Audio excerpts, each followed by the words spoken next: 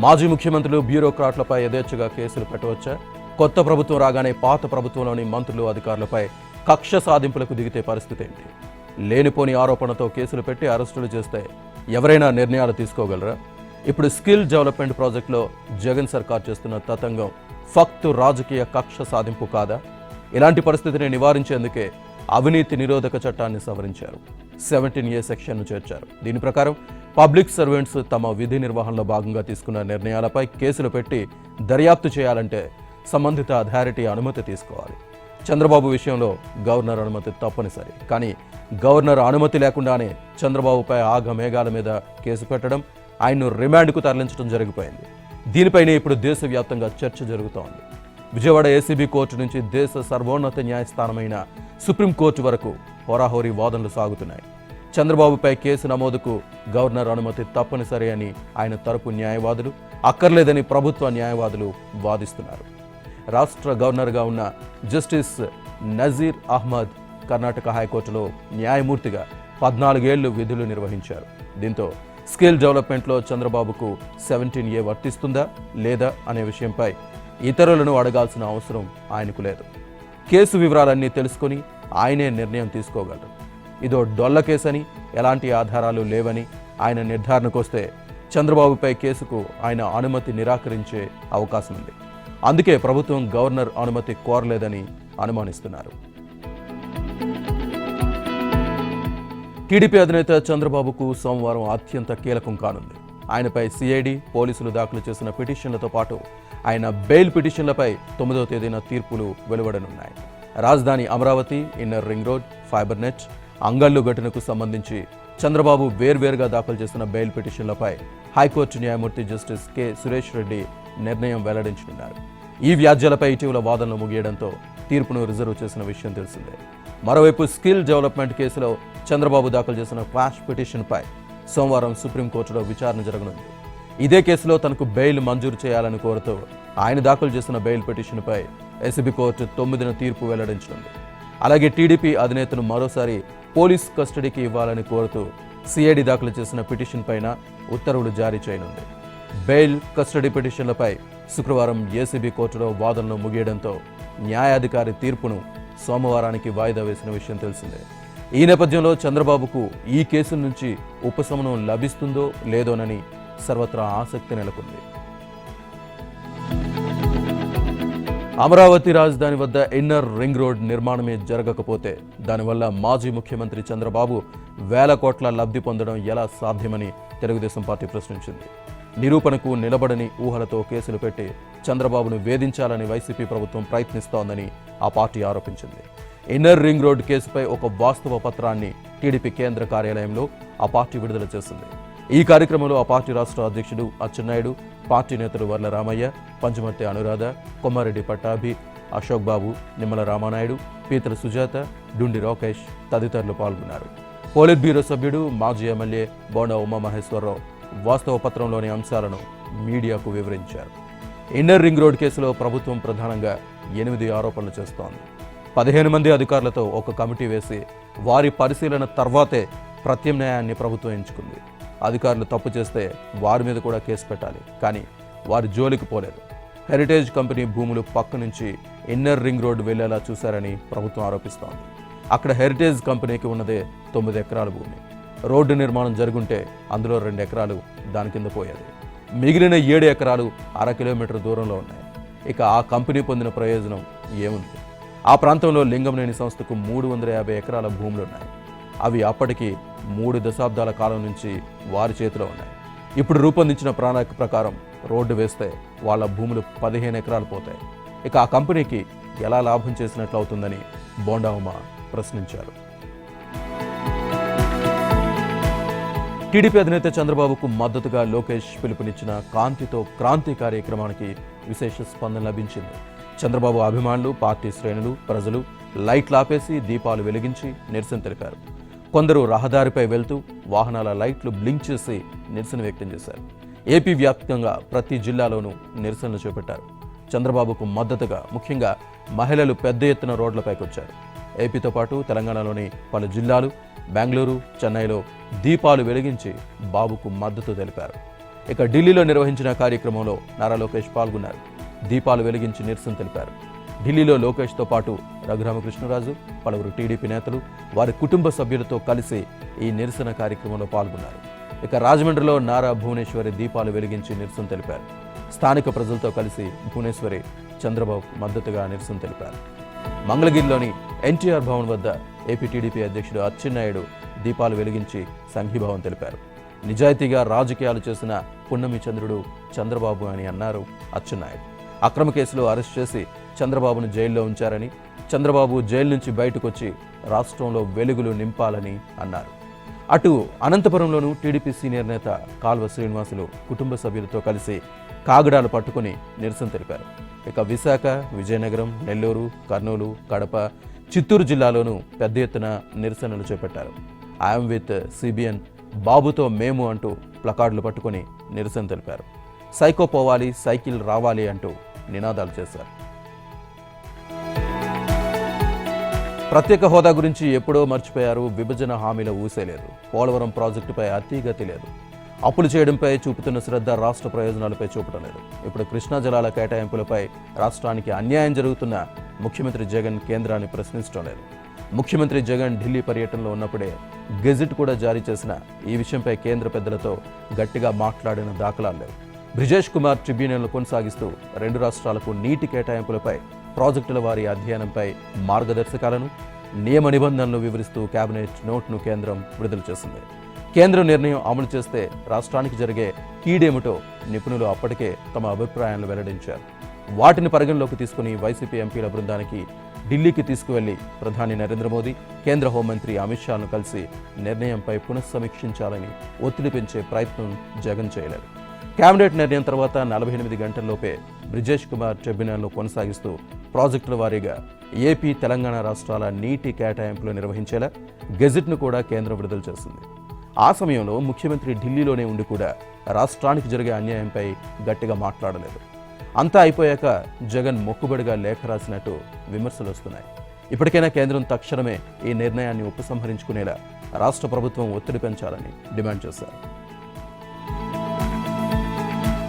పెద్ద మొత్తంలో ఫామ్ 7 దరఖాస్తులు అందజేసి ఓటర్ల జాబితా నుంచి ప్రతిపక్షాలకు చెందిన ఓటర్ల పేర్లను తొలగిస్తున్న వ్యవహారంపై ఈసీ చర్యలు చేపట్టింది. బాపట్ల జిల్లా పర్చూరు నియోజకవర్గంలో అలా నకిలీ ఫామ్ 7లు సమర్పించిన 13 మందిపై ఇప్పటికే కేసులు నమోదు చేశారు. 2-3 రోజుల్లో మరో 10 మంది పైన కేసులు నమోదు చేసే అవకాశం ఉంది. ఈ మేరకు టీడీపీ చేసిన ఫిర్యాదులపై తీసుకున్న చర్యలను ఎన్నికల సంఘం శనివారం ఒక లేఖ ద్వారా ఆ పార్టీ రాష్ట్ర అధ్యక్షుడు అచ్చెన్నాయుడుకు తెలియజేసింది. దీంతో రాష్ట్ర వ్యాప్తంగా ఫామ్ 7 దొంగల్లో వణుకు మొదలైంది. రాష్ట్ర వ్యాప్తంగా ఓటర్ల జాబితా సవరణల్లో అక్రమాలు జరుగుతున్నాయని టీడీపీ పలుమార్లు ఈసీకి ఫిర్యాదు చేయడంతో పాటు లేఖలు కూడా రాసిన సంగతి తెలిసిందే. పర్చూరు నియోజకవర్గంలో వారం క్రితం 12 మంది ఫామ్ 7 దొంగలపై కేసులు నమోదు చేయడంతో పాటు నెల్లూరు జిల్లా కావలిలో వచ్చిన ఫిర్యాదులపైన దృష్టి సారించినట్లు అచ్చెన్నకు రాసిన లేఖలో ఈసీ పేర్కొంది. పర్చూరు నియోజకవర్గంలో నకిలీ ఫామ్ 7 దరఖాస్తులపై ఈఆర్ఓ ఫిర్యాదు మేరకు పోలీసులు వారం క్రితం 12 మందిపై, తాజాగా శుక్రవారం ఒకరిపై కేసులు పెట్టారు. 2-3 రోజుల్లో మరో 10 మందిపై కేసుల నమోదుకు రంగం సిద్ధం చేసినట్లు తెలుస్తోంది. ఏపీలో వారం రోజులుగా రేషన్ పంపిణీ సాగుతున్న సగం మందికి కూడా సరుకులు అందించలేకపోయారు. కేవలం 3వ వంతు మందికే పంపిణీ చేశారు. పౌర సరఫరాల శాఖలో సర్వర్లు మొరాయిస్తూ ఉండడంతో రేషన్ సరుకుల పంపిణీ సజావుగా సాగటం లేదు. రాష్ట్ర వ్యాప్తంగా మొత్తం 1,48,06,499 మంది కార్డుదారులున్నారు. ఈ నెల 1వ తేదీ నుంచి 7వ తేదీ వరకు 49,88,841 మంది కార్డుదారులకు మాత్రమే రేషన్ సరుకులను పంపిణీ చేశారు. ఇంకా 98 లక్షల మందికి పైగా సరుకులు పంపిణీ చేయాల్సి ఉంది. ఎండియు ఆపరేటర్లు రేషన్ డీలర్ల నుంచి రోజు ఉదయమే బియ్యం, పంచదార బస్తాలను తీసుకుని కార్డుదారులకు పంపిణీ చేసేందుకు ఇంటింటికి వెళ్తున్నారు. అయితే సర్వర్ల సమస్యతో ఈపోస్ యంత్రాలు పనిచేయకపోవడంతో లబ్ధిదారుల నుంచి వేలిముద్రలను తీసుకోవడానికి నానా పాట్లు పడాల్సి వస్తోంది. కార్డుదారుల నుంచి 2 సార్లు వేలిముద్ర తీసుకోవాల్సి రావడంతో ఎక్కువ సమయం వృధా అవుతోందని ఆపరేటర్లు వాపోతున్నారు. కొన్ని నెలలుగా సర్వర్ల సమస్య వెంటాడుతున్న సివిల్ సప్లైస్ అధికారులు పట్టించుకోవడం లేదని చెబుతున్నారు. ఈ నెలలో రేషన్ సరఫరాకు ఈపోస్ యంత్రాలు సరిగా పనిచేయకపోవడంతో వారం రోజులుగా ఇబ్బందులు పడుతున్నారు. వేలిముద్రలు తీసుకుని సరుకులు ఇవ్వడానికి గంటల తరబడి మండు టెండలో నిలబెడుతున్నారంటూ కార్డుదారులు ఎండియు ఆపరేటర్లతో వాదనకు దిగుతున్నారు. కొన్ని చోట్ల దుర్భాషలాడుతూ తమపై భౌతిక దాడులకు దిగుతున్నారంటూ ఎండియు ఆపరేటర్లు, హెల్పర్లు వాపోతున్నారు.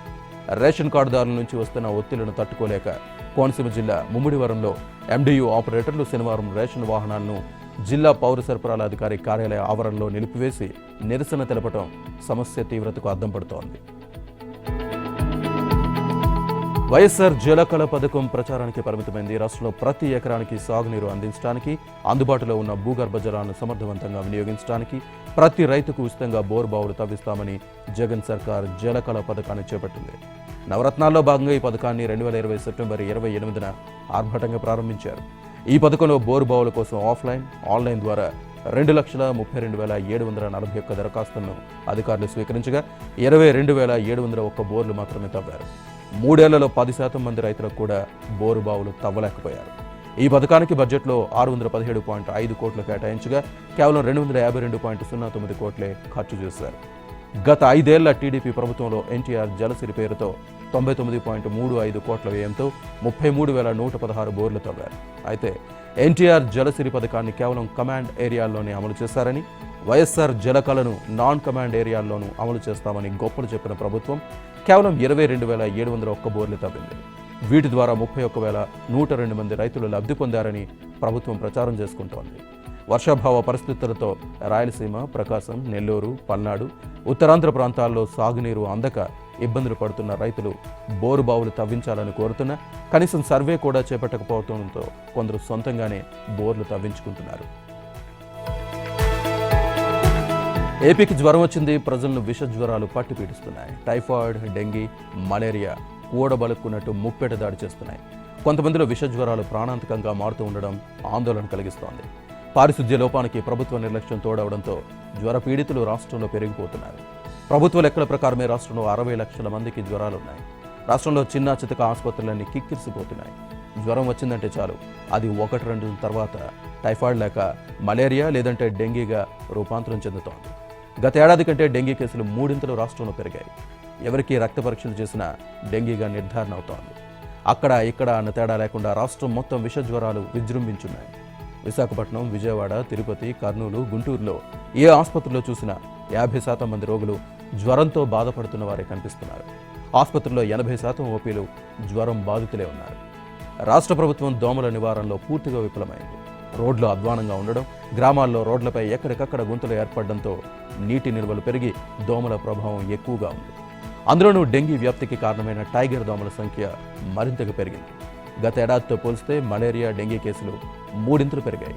ప్రభుత్వంపై నమ్మకం పెట్టుకోకుండా ప్రజలు స్వచ్ఛందంగా ఇంటిలోనూ, ఇంటి బయట పరిసరాలు పరిశుభ్రంగా ఉంచుకోవాలని ఆరోగ్య నిపుణులు కోరుతున్నారు. కర్నూలు జిల్లా ఆదోని వైసీపీలో వర్గపోరు తీవ్ర స్థాయికి చేరింది. నెట్టెకల్ గ్రామంలో గడప గడపకు మన ప్రభుత్వం కార్యక్రమంలో ఎమ్మెల్యే సాయి ప్రసాద్ రెడ్డి ముందే వైసీపీ కార్యకర్తలు 2 వర్గాలుగా చీలిపోయి ఘర్షణకు దిగారు. పోలీసులు రంగప్రవేశం చేసి అందరినీ చెదరగొట్టారు. మరోవైపు రాత్రి 10 గంటల వరకు గడప గడపకు మన ప్రభుత్వం కార్యక్రమాన్ని నిర్వహించడంపై ప్రభుత్వ ఉద్యోగులు అసహనం వ్యక్తం చేస్తున్నారు. రాత్రి వేళల్లో తమకేమైనా జరిగితే ఏంటని ప్రశ్నిస్తున్నారు. రానున్న అసెంబ్లీ ఎన్నికలకు తెలంగాణలోని 62 నియోజకవర్గాలకు కాంగ్రెస్ అభ్యర్థులు ఖరారైనట్టు తెలుస్తోంది. అయితే అభ్యర్థుల ప్రకటన మరింత ఆలస్యమయ్యే సూచనలు కనిపిస్తున్నాయి. పార్టీ ముఖ్య నాయకులు ఈ నెల 15 నుంచి బస్సు యాత్ర చేపట్టనున్న నేపథ్యంలో ఆ యాత్ర తర్వాతే అభ్యర్థులను ప్రకటించే అవకాశం ఉందని అంటున్నారు. బస్సు యాత్ర పూర్తయ్యేలోపు రాష్ట్రంలోని అన్ని స్థానాలకు ఎంపిక ప్రక్రియను పూర్తి చేసి యాత్ర ముగిశాక అందరి పేర్లను ఒకేసారి ప్రకటించే అవకాశం ఉన్నట్లు పార్టీ వర్గాల్లో ప్రచారం జరుగుతోంది. కాంగ్రెస్ అభ్యర్థుల ఎంపిక కసరత్తులో భాగంగా ఇప్పటికే ఓసారి సమావేశమైన స్క్రీనింగ్ కమిటీ 100 నియోజకవర్గాలపై పరిశీలన చేసి 80కి పైగా స్థానాల్లో ఒక అభిప్రాయానికి వచ్చింది. అందులో 60కి పైగా నియోజకవర్గాల్లో ఏకాభిప్రాయానికి వచ్చినట్లు సమాచారం. మిగిలిన వాటిలో 2-3 పేర్లను ఎంపిక చేసింది. అయితే వీటిలో 25కు పైగా సీట్లలో ఎంపికపై అభ్యంతరాలు రావడంతో ఆయా నియోజకవర్గాల్లో ఫ్లాష్ సర్వేలు నిర్వహిస్తున్నారు. పార్టీ వ్యూహకర్త Sunil Kanugolu, Karnataka deputy CM DK Shivakumar ఆధ్వర్యంలో ఒక్కొక్కటి చొప్పున 3 సంస్థలు ఈ ఫ్లాష్ సర్వేలు నిర్వహిస్తున్నాయి. ఈ 3 సర్వేలను క్రోడీకరించి సామాజిక సమతుల్యతను పరిగణలోకి తీసుకుని అభ్యర్థుల ఎంపిక కసరత్తు చేపట్టాలని స్క్రీనింగ్ కమిటీ భావిస్తోంది. తెలంగాణలో హంగ్ వస్తుందని, బీజేపీ మద్దతుతోనే ప్రభుత్వాన్ని ఏర్పాటు చేయాల్సి ఉంటుందని ఆ పార్టీ ముఖ్య నేత బిఎల్ సంతోష్ అన్నారు. కానీ కాంగ్రెస్, బీజేపీ ఎప్పటికీ ఒకటి కావు. ఈ విషయం అందరికీ తెలుసు. అంటే హంగ్ వస్తే కలవబోయేది బీఆర్ఎస్, బీజేపీ అని బిఎల్ సంతోష్ చెప్పకనే చెప్పారని టీపీసీ అధ్యక్షుడు రేవంత్ రెడ్డి అన్నారు. హంగ్ వస్తే బీఆర్ఎస్ ప్రభుత్వంలో బీజేపీ తప్పకుండా భాగస్వామ్యం అవుతుందన్నారు. కాంగ్రెస్ అధికారంలోకి రాకుండా చూసేందుకు ఆ రెండు పార్టీలు కుట్ర చేస్తున్నాయని ఆరోపించారు. తెలంగాణలో బీజేపీ గెలిచే పరిస్థితి లేకుండా మోదీ తిరుగుతున్నాడని, బీఆర్ఎస్ ప్రభుత్వ వ్యతిరేక ఓటును చీల్చేందుకు కుట్ర చేస్తున్నారని వ్యాఖ్యానించారు. వారి కుట్రలకు పడిపోకుండా క్రైస్తవులు, ఇతర మైనార్టీలు కర్ణాటక మాదిరిగా కాంగ్రెస్ పార్టీకి అండగా నిలబడాలని పిలుపునిచ్చారు. సికింద్రాబాద్లో జరిగిన క్రైస్తవుల సమావేశంలో కాంగ్రెస్ ముఖ్య నేత చిదంబరంతో పాటు రేవంత్ రెడ్డి పాల్గొన్నారు. కర్ణాటకలో జేడీఎస్ పాత్రను తెలంగాణలో బీజేపీ పోషించాలని ఆశిస్తోందని రేవంత్ రెడ్డి అన్నారు. ప్రజలు తాము ఎన్నుకున్న ప్రభుత్వంలోనే భయంగా బతికే పరిస్థితి దేశంలో, రాష్ట్రంలో ఏర్పడిందన్నారు. తాము అధికారానికి వస్తే క్రైస్తవ సంక్షేమానికి ప్రత్యేక బోర్డు ఏర్పాటు చేస్తామని చెప్పారు. బీజేపీ, బీఆర్ఎస్ది ఫెవికాల్ బంధమని వ్యాఖ్యానించారు. వీళ్ళిద్దరూ సరే, ఎంఐఎం కాంగ్రెస్ను ఎందుకు విమర్శిస్తుందో చెప్పాలని రేవంత్ ప్రశ్నించారు. సీఎం కేసీఆర్కు టీపీసీ చీఫ్ రేవంత్ రెడ్డి బహిరంగ లేఖ రాశారు. మధ్యాహ్న భోజన పథకం అబాసు పాలవుతుంటే పట్టించుకోకుండా సీఎం బ్రేక్ఫాస్ట్ అంటూ హడావుడి చేస్తారని ప్రశ్నించారు రేవంత్ రెడ్డి. చదువుకుంటున్న పిల్లలను అడ్డం పెట్టుకుని రాజకీయాలు చేస్తున్నారని అన్నారు. మధ్యాహ్న భోజనం మెనూలో మార్పులు చేసి వంట కార్మికులకు ఆర్థిక భారం పెంచారన్నారు రేవంత్ రెడ్డి. చెట్ల కింద వంటలు కొనసాగుతున్నా పట్టించుకోవడం లేదన్నారు. గురుకులాలు, ప్రభుత్వ హాస్టళ్లు అధ్వానంగా తయారవుతున్నాయన్నారు రేవంత్ రెడ్డి. తిరుగుబాటు ఎమ్మెల్యే రేఖానాయక్కు బీఆర్ఎస్ చుక్కలు చూపిస్తోంది. అధికారాలకు కత్తెర వేస్తూ ఆగమాగం చేస్తోంది. టికెట్ దక్కకపోవడంతో పార్టీపై తీవ్ర విమర్శలు చేస్తున్న ఎమ్మెల్యే రేఖానాయక్పై బీఆర్ఎస్ తీవ్ర ఆగ్రహంతో ఉంది. పార్టీ అభ్యర్థి జాన్సన్ నాయక్కు ఇబ్బంది లేకుండా చర్యలు తీసుకుంటోంది. పార్టీ అభ్యర్థి సిఫారసు చేసిన వారికే సంక్షేమ పథకాలు అందేలా అనధికార ఆదేశాలు జారీ అయ్యాయి. అభివృద్ధి పనుల్లోనూ ఎమ్మెల్యే సిఫారసులను బుట్టదాఖలు చేస్తున్నారు. ఎమ్మెల్సీ దండే విఠల్కు నియోజకవర్గ బాధ్యతలు అప్పగించారు. దళిత బంధు, బీసీ బంధు, మైనార్టీ బంధు సహా అన్ని స్కీములను ఎమ్మెల్సీ విఠల్ చూసుకుంటున్నారు. అభ్యర్థి జాన్సన్ నాయక్ సూచించిన వారిని ఎంపిక చేస్తున్నారు. కళ్యాణలక్ష్మి, సీఎంఆర్ఎఫ్ తదితర పథకాల్లోనూ ఎమ్మెల్యే రేఖానాయక్ ప్రతిపాదనలను పక్కకు పెడుతున్నారు. అటు ఎమ్మెల్యేకు సహకరించొద్దని అన్ని శాఖల అధికారులకు ఆదేశాలు జారీ అయ్యాయి. పోలీసు సహా ఎవరూ ఎమ్మెల్యే రేఖానాయక్కు పట్టించుకోవటం లేదు. ఎమ్మెల్యేకు ప్రోటోకాల్ లేకపోగా బీఆర్ఎస్ అభ్యర్థి వెంటనే అధికారులు ఉంటున్నారు. దీంతో నియోజకవర్గ నేతలంతా రేఖానాయక్కు క్రమేణా దూరం అవుతున్నారు. ఈ పరిణామాలపై రేఖానాయక్ ఆగ్రహం వ్యక్తం చేస్తున్నారు. ప్రోటోకాల్ ఎందుకు పాటించడం లేదని అధికారులపై మండిపడుతున్నారు. ఖమ్మం జిల్లా వైరాలో దళితులు రోడ్డెక్కారు. దళిత బంధు పథకాలను అర్హులపై నిరుపేదలకు మంజూరు చేయాలని దళిత సంఘాల ఆధ్వర్యంలో ఆందోళన నిర్వహించారు. శాంతినగర్, ఎస్టీ కాలనీ, బీసీ కాలనీలో నివసిస్తున్న అర్హులైన నిరుపేద దళితులందరికీ దళిత బంధు పథకాన్ని వర్తింపచేయాలని డిమాండ్ చేశారు. అధికార పార్టీ నేతలు సూచించిన వారికే దళిత బంధు ఇస్తున్నారని దళితులు ఎమ్మెల్యే క్యాంపు కార్యాలయాన్ని ముట్టడించారు. తమకు న్యాయం చేయాలని వైరాలో నిరసన ర్యాలీ చేపట్టారు. దళిత బంధు పథకాన్ని అమలు చేయడంలో ప్రభుత్వం, అధికారులు విఫలమయ్యారని విమర్శించారు. వచ్చిన దళిత బంధు పథకాలు సైతం 3 లక్షల రూపాయల కమిషన్తో అధికార పార్టీ నేతలు అందిస్తున్నారని అన్నారు. అర్హులైన నిరుపేద లబ్ధిదారులకు ప్రభుత్వ అధికారులు సర్వే చేసి దళిత బంధు పథకాన్ని మంజూరు చేయాలని డిమాండ్ చేశారు.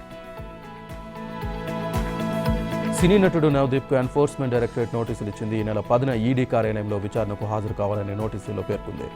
మాదక ద్రవ్యాల కేసులో నవదీప్కు ఈ నోటీసులు ఇచ్చినట్లు తెలుస్తోంది. ఇటీవలే మాదాపూర్ డ్రగ్స్ కేసులో నవదీప్కు నార్కోటిక్స్ పోలీసులు విచారించిన విషయం తెలిసిందే. సుమారు 6 గంటల పాటు విచారించిన పోలీసులు ఆయన ఫోన్ను స్వాధీనం చేసుకున్నారు. కాల్ లిస్టు ముందుంచి నవదీప్ నుంచి పలు వివరాలను రాబట్టారు. మరోవైపు అతని వాట్సాప్ చాటింగ్ను అధికారులు రిట్రీవ్ చేయనున్నట్లు సమాచారం. డేటా అందిన తర్వాత మరోసారి నవదీప్ను పోలీసులు విచారించే అవకాశం ఉంది. హైదరాబాద్ అబిడ్స్లోని సీసీఎల్ఏ కార్యాలయం వద్ద వీఆర్ఏ కారుణ్య నియామకాలు చేపట్టాలని బాధితులు ఆందోళన నిర్వహించారు. గత 5 ఏళ్లుగా కారుణ్య నియామకాల కోసం ఎదురు చూస్తున్నారని బాధితులు ఆవేదన వ్యక్తం చేశారు. ఎలాంటి ఆదాయం లేకపోవడంతో కుటుంబ భారాన్ని మోయలేక అనేక ఇబ్బందులు పడుతున్నామని బాధితులు వాపోతున్నారు. కారుణ్య నియామకాల కోసం అన్ని జిల్లా కలెక్టరేట్లకు తిరిగిన ఫలితం దక్కడం లేదని ఆవేదన వ్యక్తం చేశారు. కారుణ్య నియామకాల తక్షణమే చేపట్టే విధంగా ఆదేశాలు జారీ చేసి తమ కుటుంబాలను ఆదుకోవాలని సీఎం కేసీఆర్కు బాధితులు విజ్ఞప్తి చేశారు.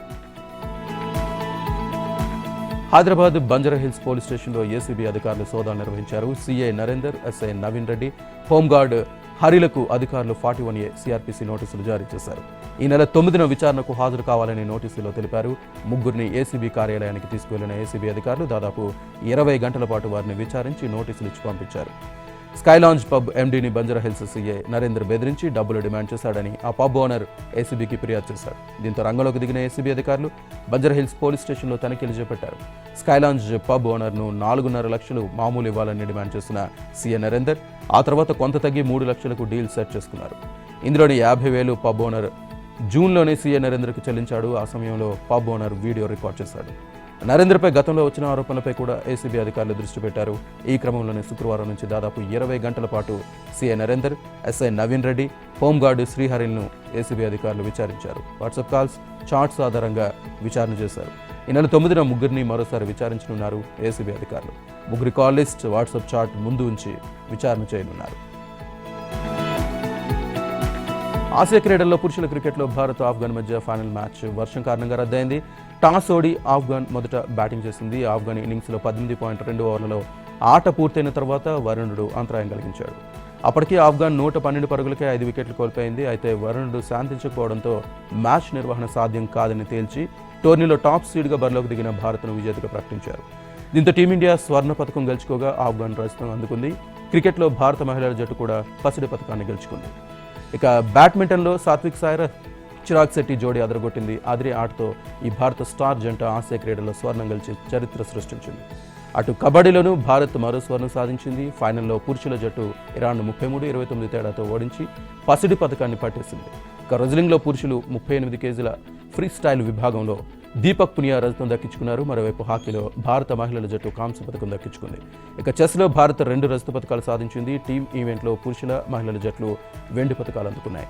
దీంతో భారత్ పథకాల సంఖ్య 107కు చేరింది. ఇందులో 28 స్వర్ణాలు, 38 రజతాలు, 41 కాంస్య పథకాలున్నాయి.